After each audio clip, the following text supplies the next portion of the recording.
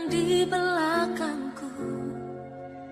Ku serahkan diriku hanya padamu Yesus, dan ku berlari kepada tujuanku.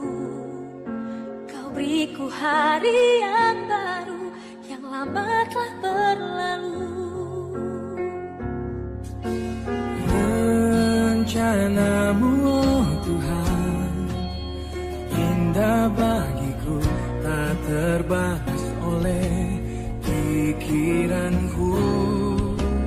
Firman-Mu ya dan amin, sumber kekuatan, Kau pengharapanku, Kau terbaik bagiku.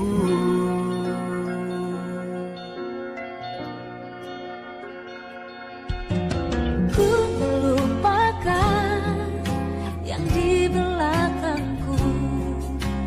Ku serahkan diriku hanya padamu Yesus, dan ku berlari kepada tujuanku. Kau beriku hari yang baru, yang lama telah berlalu. Rencanamu Tuhan, indah bagiku, tak terbatas oleh pikiranku. Firman-Mu ya dan amin, sumber kekuatan, Kau pengharapanku, Kau terbaik bagiku.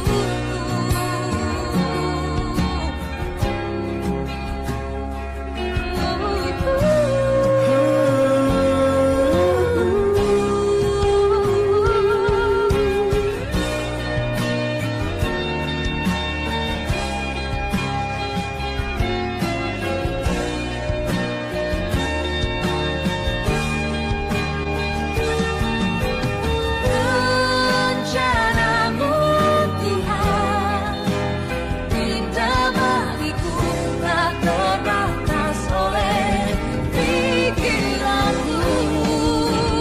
Firman-Mu ya dan amin, sumber kekuatan, Kau pengharapanku, Kau terbaik bagiku. Kau yang terbaik, Kau yang terbaik. Kau terbaik bagiku.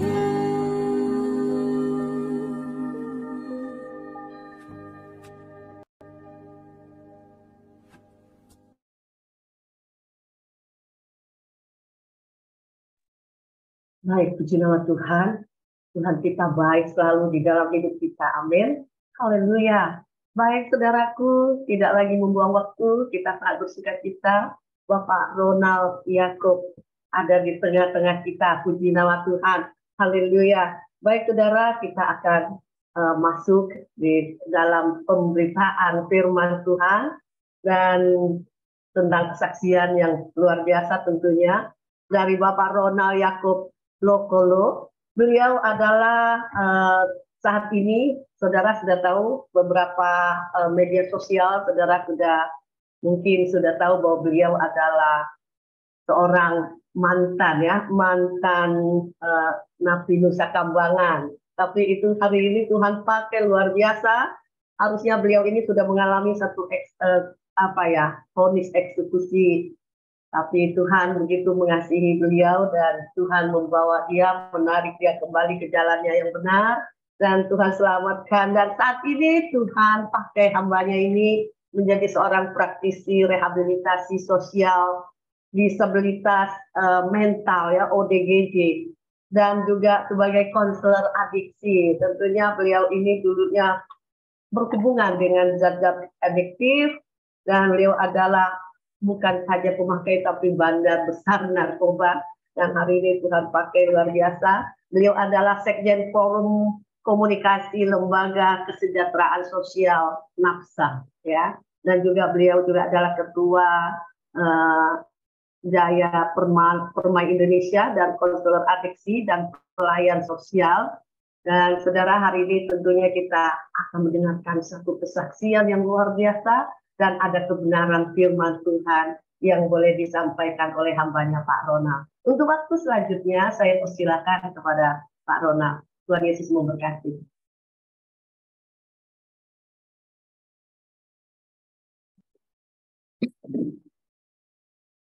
Shalom, selamat pagi sedang jemaat yang terkasih di dalam Yesus Kristus. Shalom. Selamat pagi Pak Ronald. Puji Tuhan, sekali bisa bertemu dengan Bapak dan Ibu yang saya ini selalu di dalam berkat dan kasih karunia Tuhan Yesus.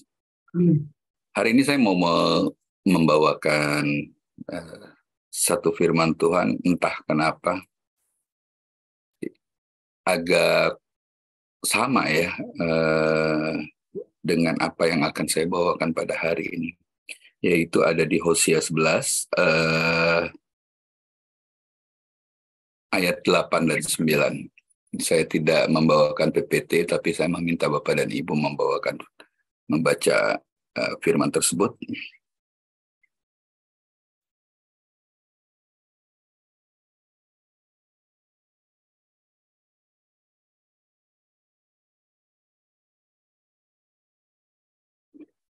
Bisa dibantu Ibu? Oh ya, baik Pak Ronald. Saudara, kita akan baca Hosea 11 ayat 8 sampai 9. Bunyinya demikian.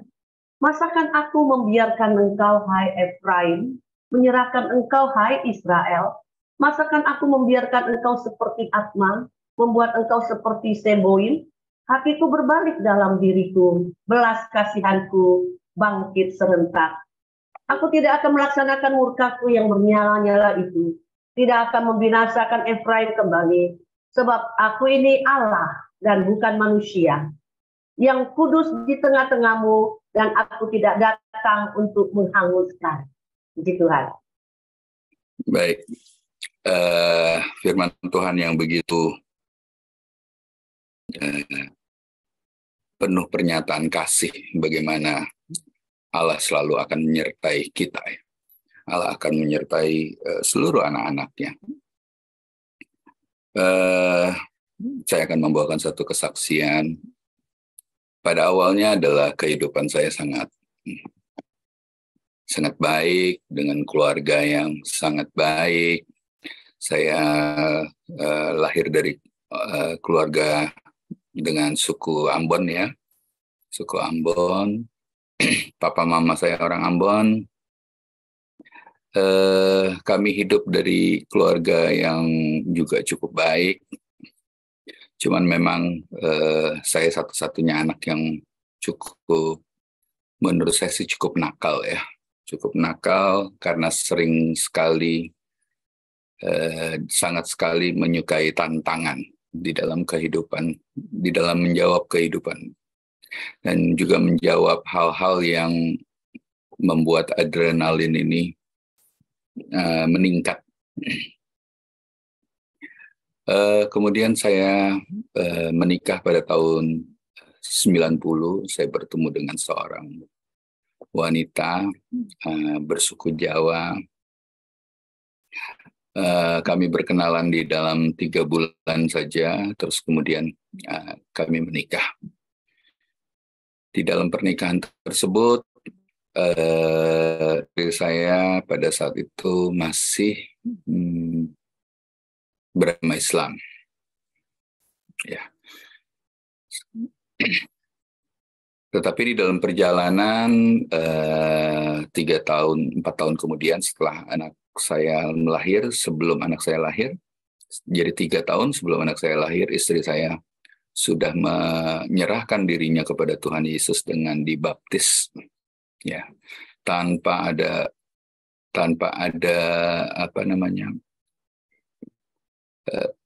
kewajiban atau harus semua segala macam, dengan satu proses di mana campur tangan Tuhan bekerja di dalam hatinya sendiri. Kehidupan ini begitu mulus. Kemudian saya juga bekerja sebagai seorang marketing, terus kemudian menjadi seorang direktur operasional, terus cukup bagus, ya cukup bagus. Pada akhirnya tahun 2000 perusahaan tersebut harus ditutup karena krisis ekonomi terjadi di Indonesia. Disitulah mulai terjadi gelombang kehidupan, ya gelombang kehidupan di mana satu kebutuhan. Sampai di situ saya belum mengenal atau tidak pernah menyentuh sama sekali narkoba. Ya, jadi kehidupan saya begitu diberkati di dalam kasih Tuhan. Anak perempuan saya juga yang lahir karena doa juga hidup dengan baik. Kita begitu diberkati. Disitulah mulai terjadi satu persatu batu sandungan terjadi ya. Kemudian pada satu titik saya harus menggadaikan mobil saya waktu itu di tahun 2000 tersebut ya, saya harus menggadaikan mobil saya, dan di saat harus saya ingin mengambil, ternyata BPKB-nya tidak bisa diambil, sudah kemana-mana. Sehingga saya memakai cara sendiri, tantangan cara saya sendiri untuk bisa mendapatkan BPKB tersebut. Pada satu titik seorang orang tersebut meminta bantuan saya. Coba kamu tolong ambilkan mobil orang yang pinjam pada saya, ambilkan mobilnya, nanti saya kembalikan BPKB kamu. Saya bilang, kalau saya untuk mengambil tersebut tidak bisa. Tetapi saya memiliki banyak connecting untuk siapa saja yang bisa mengambil. Dan kebetulan mobil yang harus diambil itu adalah milik istri dari seorang letnan kolonel yang ada di Mabes Cilangkap.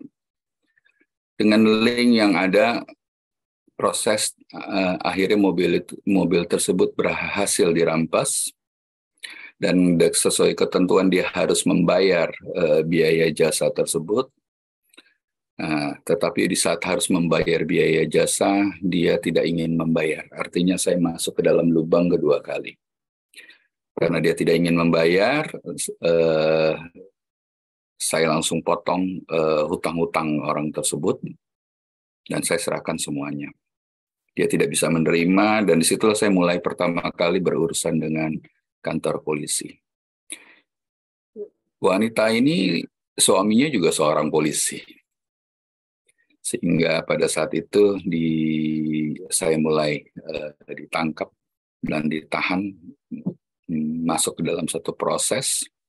Tetapi Tuhan juga bekerja dengan sangat baik di dalam kehidupan saya, karena saya tidak melakukan satu hal yang jahat di dalam, karena hanya ingin mengambil hak. Nah, di situ kemudian saya mengambil satu keputusan untuk saya bekerja di Jambi. Saat di Jambi, tepatnya di Santa Fe, Tanjung Jabung, di site Santa Fe Tanjung Jabung, saya menjadi Heavy Equipment Operation Manager dari PT Dewa Patria pada saat itu. Setelah itu di sana juga kehidupannya hanya di hutan dan cenderung juga mulai menjadi tidak baik. Akhirnya saya mengundurkan diri dari sana. Setelah mengundurkan dari sana, saya bertemu dengan seorang pengusaha dari Malaysia yang dia membutuhkan tenaga pelaut Indonesia yang mau bekerja di kapal-kapal di Malaysia. Proses berjalan dengan sangat baik, dan saya juga dengan satu perusahaan yang kecil yang saya bentuk karena kebutuhan tersebut. Terus kami mulai mengirimkan tenaga pelaut Indonesia tanpa berbayar. Artinya mereka biasanya kalau di Indonesia itu kalau mau kerja di luar negeri ya mereka harus membayar fee, ya joining fee namanya untuk agent tersebut. Tetapi saya tidak melakukan hal tersebut. Saya hanya membuat satu kesepakatan dengan orang tersebut yang di Malaysia bahwa berikan hak kepada saya kuota dan saya menegosiasikan gaji dan saya akan mendapatkan selisih daripada gaji tersebut. Semua transport company yang menyiapkan. Luar biasa, itu sudah seperti kayak ATM ya. Setiap bulan dari satu orang yang berangkat saya bisa mendapatkan 200, ada yang 200 ringgit, ada yang 100 ringgit, ada yang 500 ringgit per bulan, dan begitu banyak yang dikirim sehingga kehidupan ekonomi kami juga sudah mulai cukup baik. Pada satu titik tertentu, beberapa kali saya ke Malaysia dan satu titik saya diajak ke sana, kemudian saya diajak ke satu tempat yang tidak dapat saya katakan, tetapi masih di daerah perbatasan Malaysia dan Indonesia, tepatnya masih di Kalimantan ya. Nah, di situ saya bertemu atau diajak ke satu tempat untuk fasilitas untuk memproses pembuatan ekstasi. Nah, di dalam proses pembuatan ekstasi tersebut ternyata ada fasilitas lain, yaitu pembuatan sabu ya, pembuatan sabu. 3-4 hari saya di sana, terus kami kembali lagi ke kota di Malaysia tersebut, di kota besarnya.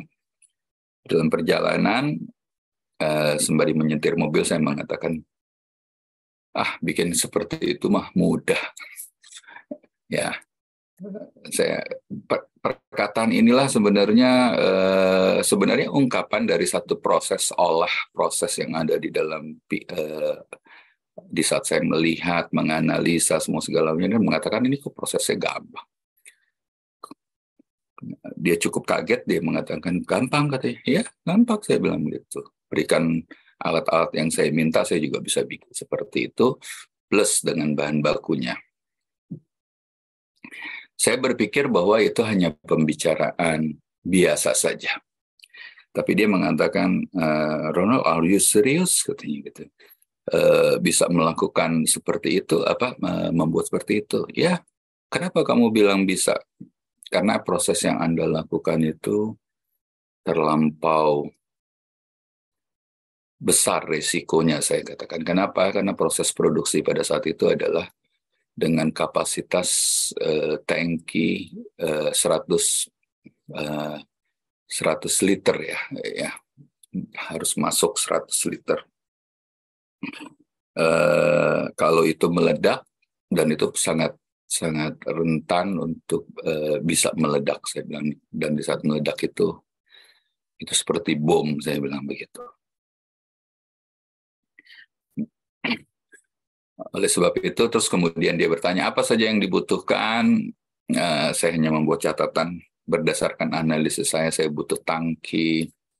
Sebenarnya sih bukan tangki ya, kettle yang ukuran 4 kilo, saya bilang. Ya, ini aja 4 kilo atau 4 liter. Terus saya minta beberapa peralatan semua segala macam dan bahan baku. Di dalam proses trial dan error, kemudian saya datang lagi ke Malaysia setelah itu siap. Nah, saya membuat proses trial dan error itu adalah di sebuah kapal ya. Di sebuah kapal yang dia miliki sendiri. Nah, di kapal yang sedang berlabuh tersebut, mulailah saya melakukan satu proses tersebut sekitar 1 minggu.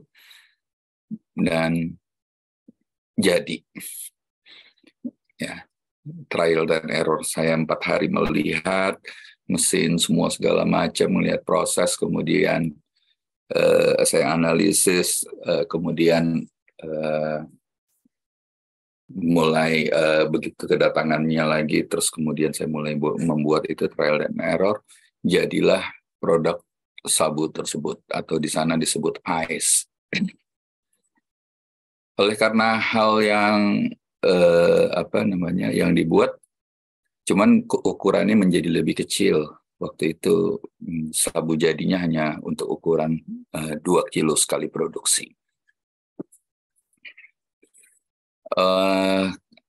Itulah satu hal yang sebenarnya yang membuat dia begitu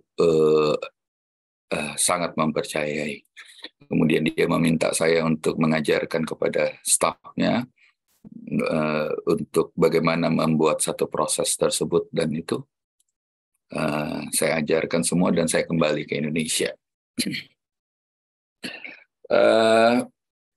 Di dalam perjalanan di Indonesia tiba-tiba dia mengatakan, Ronald, di Indonesia ada begitu banyak ekstasi, katanya gitu. Oh ya, coba kamu ambil dahulu, katanya. Terus kemudian saya mengambil tersebut hanya untuk melihat sebenarnya.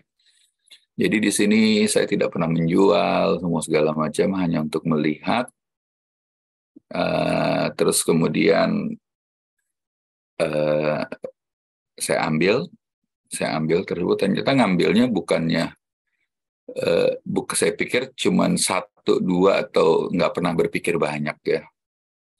Begitu saya ambil, ternyata yang diambil itu bukannya 1, 2, tapi puluhan ribu butir ekstasi. Dan ini juga membuat satu kebingungan, kenapa diberikan segitu banyak gitu ya. Terus kemudian juga masuk lagi, tiba-tiba Ronald, ini ada lagi semua segala macam, sehingga membuat satu kegamangan ya. Ini kok banyak banget, untuk apa? Apakah hanya untuk simpan? Dan kemudian juga di dalam kekhawatiran saya juga melihat dasar-dasar hukum, kalau ini masalah dengan masalah ini apa nih? Nah, terus kemudian saya dibawa ke di Jakarta, kami ada satu pertemuan. Terus kemudian dibawalah ternyata ke satu tempat apartemennya di Jakarta. Ternyata tempat produksi sudah ada di sana. Terus kemudian saya melihat hal tersebut, saya hanya memberikan, ini nggak bisa karena karakteristik asap atau limbah yang dikeluarkan dalam proses ini sangat pekat. Saya hanya mengatakan seperti itu. Jadi harus ada proses untuk membuang proses limbah asap ini seperti apa. Dan pada akhirnya itu terselesaikan dan sudah. Saya tidak tahu mereka memproses kembali semua segala macam. Pada akhirnya terjadilah satu proses, itu kamu bisa jual. Kenapa bisa jual? Saya bilang, kenapa saya harus jual? Saya bilang, gitu. Saya punya uang, you aja masih hutang sama saya banyak, saya bilang begitu. Enggak, tolong bantu, katanya. Gitu. Tolong bantu. Nah, dari tolong bantu inilah kemudian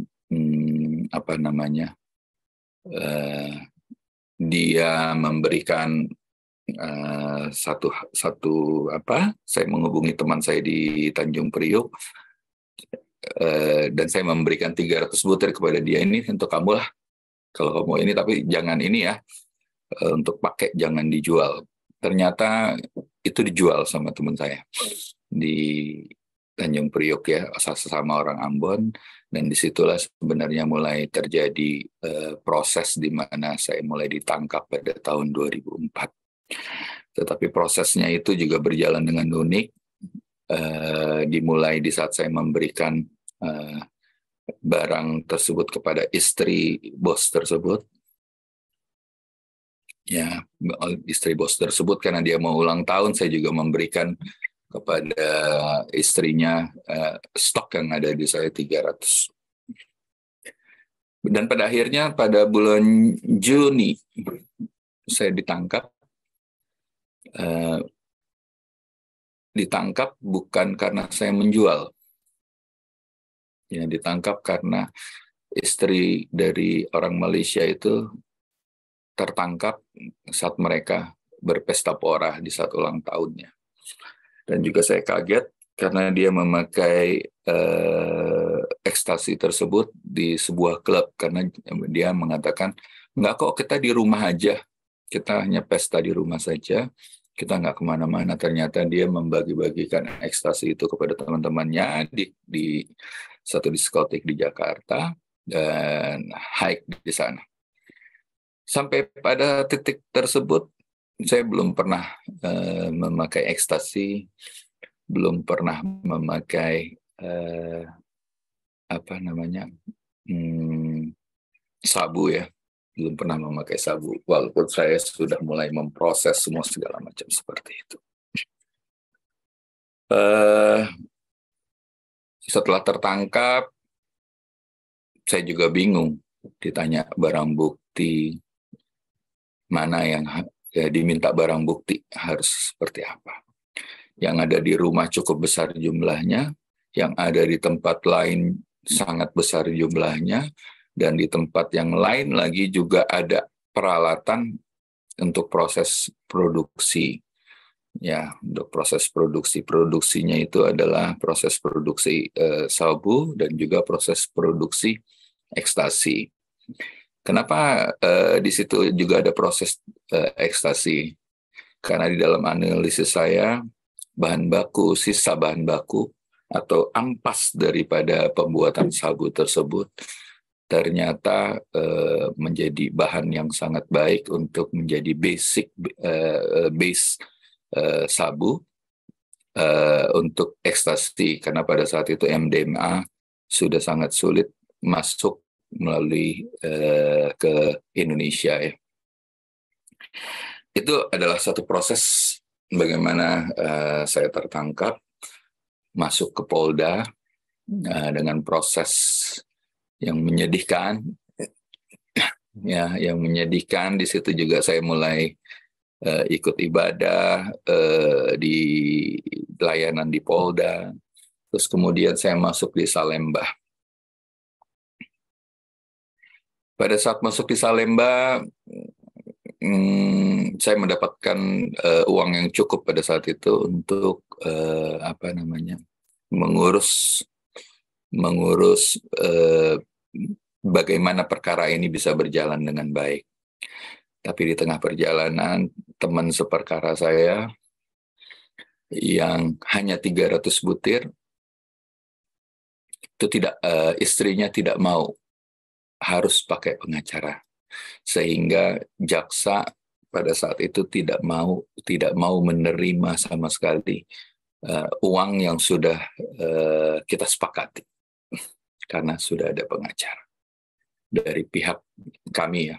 Saya tidak didampingi pengacara karena saya berpikir untuk narkoba tidak mungkin dengan kasus yang sedemikian besar pakai pengacara, tidak mungkin lah. Pada akhirnya saya berjalan dengan polos, disitulah saya mendapatkan vonis 11 tahun penjara. Kemudian di selatan, jadi kasus saya berhasil dipecah-pecah karena kehendak Tuhan, bukan karena kehendak saya. Di Jakarta Selatan, saya menjalani satu sidang untuk barang bukti yang begitu banyak, yang mampu membuat mungkin satu kabupaten atau di Bekasi, satu kabupaten Bekasi on, kira-kira seperti itu. Di dalam proses tersebut, Tuhan juga tidak mengizinkan saya untuk bermain dengan uang di dalam proses tersebut. Dan sesungguhnya Tuhan itu ajaib. Hakim hanya mengatakan seperti ini, Ronald, di kasus yang barang buktinya kecil saja kamu bisa terkena 11 tahun. Di sini saya mau kasih kamu vonis berapa? Kira-kira seperti itu. Bayangkan hanya kasus 300 butir di Jakarta Utara, saya terkena 11 tahun. Di kasus yang di Jakarta Selatan yang begitu besar, hakim bertanya demikian kepada saya. Di sana kamu kena berapa 11 tahun? Saya, kamu bagaimana bisa kita memvonis kamu? Ya, saya bilang, apakah kamu butuh waktu? Tidak, silakan vonis aja sekarang. Saya katakan seperti itu. Ternyata apa yang terjadi pada saat itu saya divonisnya 9 tahun penjara.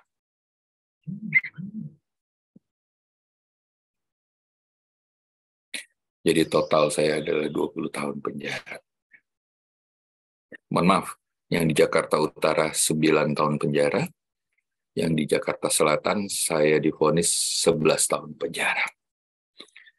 Itu adalah satu proses kehidupan yang tidak mudah. Di dalam proses persidangan saya tinggal di lapas di Rutan Salemba, tidak pernah menyentuh yang namanya gereja, tidak pernah menyentuh yang namanya firman Tuhan, bahkan istri pun saya larang untuk datang ke lembaga pemasyarakatan, karena kenapa? Stres. Di sanalah saya mulai memakai narkoba. Ya. Kenapa saya bisa pakai narkoba seperti itu? Karena biaya mahal. Ya, pada akhirnya saya mendapatkan link di sana dan kami juga mulai membuat sabu ya dalam bentuk sedikit lah ya, bisa terproses sekitar setengah kilo, bahkan kadang-kadang 300 gram jadinya dari bahan baku. Disitulah sebenarnya proses kehidupan mulai, dan saya memakai narkoba begitu banyak. Terus kemudian juga untuk bisa menghidupi diri saya sendiri juga di dalam, karena saya tidak ingin memberatkan istri yang harus menanggung 1 orang anak. Terus kemudian saya memproduksi juga ekstasi di dalam. Tetapi di dalam lembaga pemasyarakatan pada saat itu yang begitu penuh, sebagai seorang Ambon itu di dalam itu keras ya. Di dalam lembaga pemasyarakatan 1 minggu kita bisa 4 kali perang antar suku, dan itu sangat mengerikan, ya, sangat mengerikan. Pada akhirnya saya mengambil satu keputusan. Begitu vonis selesai, saya bertemu dengan ketua lembaga pemasyarakatan pada saat itu dan kesatuan pengamanan untuk dipindahkan ke Nusa Kambangan. Dan disinilah proses yang sesungguhnya terjadi, bagaimana Tuhan memproses saya untuk mulai melayani di gereja. Tangan jari ini yang tidak bisa bermain keyboard, pada sampai di lapas besi, yang prosesnya menurut orang lain kalau masuk ke sana sangat menyeramkan. Tuhan tidak izinkan satu hal pun yang tidak baik terjadi kepada saya dan rombongan. Dan juga di dalam proses perpindahan pun tidak ada hal pun yang terjadi dari lapas ke lapas. Ya, kami selalu, terutama saya pribadi selalu di dalam perlindungan Tuhan. Tidak ada satu tangan pun, tidak ada satu alat pun yang dapat menyentuh diri saya. Bukan karena saya kuat, bukan karena saya hebat, tetapi karena Tuhan yang begitu mengasihi saya, yang selalu memberikan perlindungan di dalam kehidupan. Masuk ke dalam proses pemulihan. Saya katakan pemulihan. Kenapa saya mengambil satu keputusan bahwa saya harus dekat dengan Tuhan. Karena saya di sana sudah mulai menjadi tamping di dalam Benadik, setiap ada narapidana masuk, itu kan ada tanggal pulangnya. Tanggal pulang saya jauh banget. Mereka yang masuk duluan, pulangnya duluan juga. Dan saya nggak pulang-pulang. Terus-menerus seperti itu. Pada akhirnya saya mengambil satu keputusan. Saya tidak memikirkan lagi kapan saya pulang. Saya hanya mau melayani Tuhan saja. Tuhan menyediakan satu keyboard di dalam gereja, dan saya mulai bermain do, re, mi, fa, sol, la, si, do dengan satu jari, dan jari yang kanan do, re, mi, fa, sol, la, si, do, semua segala macam. Saya berusaha belajar. Di dalam 3 bulan saya sudah mampu mengiringi lagu-lagu gereja untuk teman-teman beribadah, dan juga untuk hamba-hamba Tuhan yang melayani di sana. Di dalam proses inilah sebenarnya jangan mengatakan bahwa kami yang berada di dalam itu mudah untuk, ya kami memang mau bertobat, tapi pertobatan itu membutuhkan satu proses, jatuh bangun. Karena kenapa? Kita masih berada di dalam satu lingkungan yang sama. Di dalam lembaga pemasyarakatan itu bukan satu hal yang pada saat itu ya. Dan saat ini saya percaya menjadi sangat lebih baik di Nusa Kambangan dengan sistem yang sudah begitu terbina ya. Jatuh bangun. Bahkan kadang-kadang kita juga bisa terjatuh karena hamba Tuhan yang melayani di Nusa Kambangan juga. Banyak hal ya.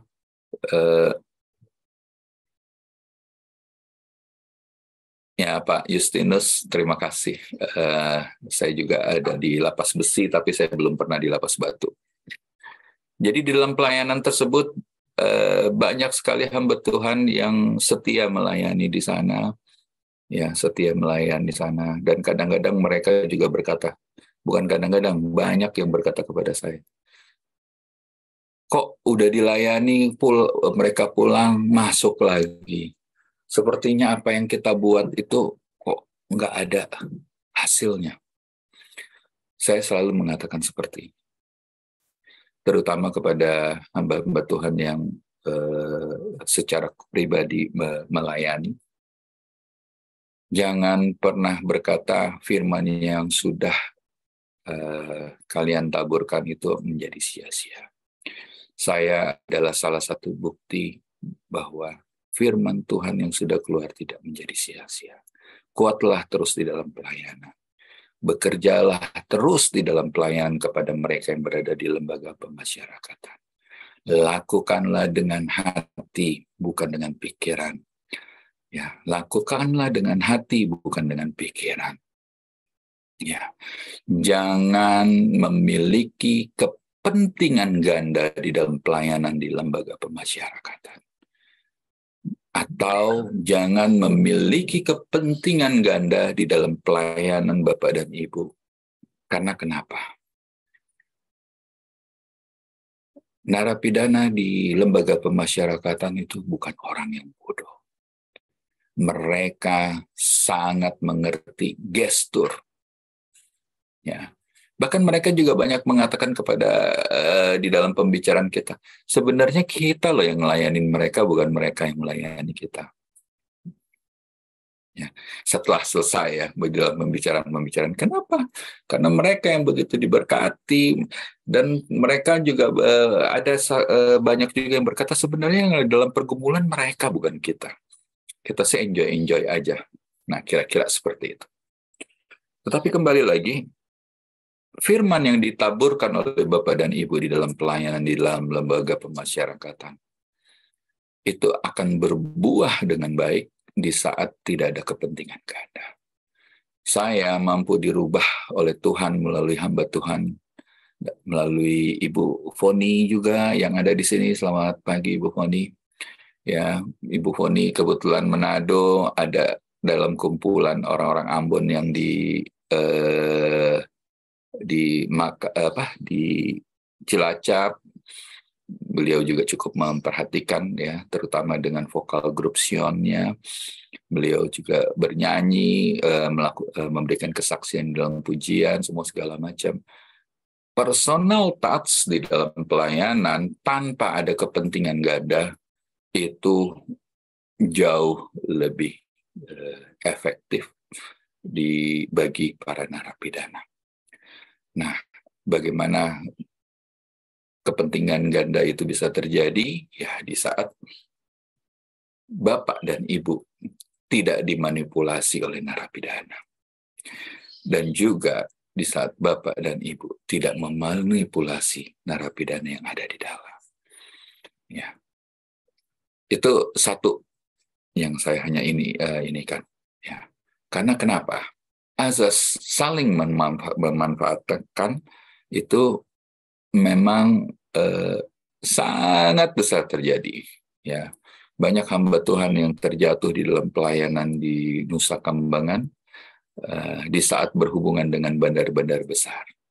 Karena terus terang saja, kehidupan saya di Nusa Kambangan bukan di Lapas Kembang Kuning ya. Karena di Lapas Kembang Kuning itu adalah di mana proses saya menyerahkan diri hidup dan diri saya dengan serendah-rendahnya biar Tuhan yang memelihara saya. Tapi di lapas-lapas yang lain, standar kehidupan kita sangat tinggi. Ya. Lebih tinggi daripada bapak dan ibu yang berada di luar. Ya. Contoh untuk biaya pakai saja saya pribadi saja minimal harus ada 15 gram sabu. Ya, setiap bulan harus ada 15 gram sabu minimal. Ya, setiap hari saya mengkonsumsi 1 butir ekstasi, jadi setengah siang dan setengah malam. Berapa itu biaya baru untuk pemakaian drugs saja? Berapa biaya kalau kita hidup tanpa memakan makanan penjara? Berapa biaya kalau kita di dalam mempunyai pembantu secara pribadi? Ya, berapa biaya kalau kita bisa mendapatkan privilege yang nggak bisa Bapak Ibu bayangkan lah nantinya ya, seperti itu. Dan itu semuanya uang. Ya. Di saat hamba Tuhan melihat bahwa mampu mendapatkan uang dari narapidana, disitulah kepentingan ganda ya itu bisa terjadi, dan disitulah di mana firman Tuhan yang diucapkan seorang hamba Tuhan di atas mimbar tidak mempunyai kekuatan getar daripada Roh Kudus. Demikian yang saya inginkan, yang saya memberikan kesaksian kepada Bapak dan Ibu.